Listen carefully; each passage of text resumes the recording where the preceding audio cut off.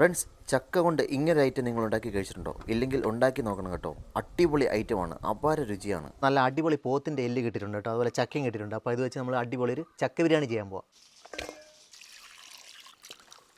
അപ്പോൾ നമ്മുടെ ബീഫ് നല്ല രീതിയിൽ നമ്മൾ കഴുകി എടുത്തിട്ടുണ്ട് കേട്ടോ. ഒരു കുക്കറിലേക്ക് ഇട്ട് കൊടുക്കാം. അപ്പോൾ നമുക്ക് കുറച്ച് കുരുമുളക് പൊടി ഇട്ട് കൊടുക്കാം. നമുക്ക് പാകത്തിന് ഉപ്പും കൂടി ഇട്ട് കൊടുക്കാം. നമുക്ക് കുറച്ച് മഞ്ഞൾപ്പൊടി ഇട്ട് കൊടുക്കാം. കുറച്ച് വെള്ളം കൂടെ നമുക്ക് ഒഴിച്ച് കൊടുക്കാം. നമുക്കിത് അടച്ച് വെച്ച് നല്ല രീതിയിൽ വേവിച്ചെടുക്കാം കേട്ടോ. നമുക്ക് ഈ ചക്ക ഒന്ന് അരിഞ്ഞെടുക്കാം കേട്ടോ. ആവശ്യത്തിന് ഉപ്പ് ഇട്ട് കൊടുക്കാം കേട്ടോ. ലേശം മഞ്ഞൾപ്പൊടി ഇട്ട് കൊടുക്കാം. നമുക്ക് ലേശം വെള്ളം കൂടെ ഒഴിച്ച് കൊടുക്കാം. നമുക്കൊന്ന് ഇളക്കി കൊടുക്കാം കേട്ടോ. സവാള ഒന്ന് അരിഞ്ഞെടുക്കാം കേട്ടോ. അപ്പോൾ നമ്മുടെ വെളുത്തുള്ളി ഇഞ്ചി നമുക്കൊന്ന് ചതച്ചെടുക്കാം കേട്ടോ.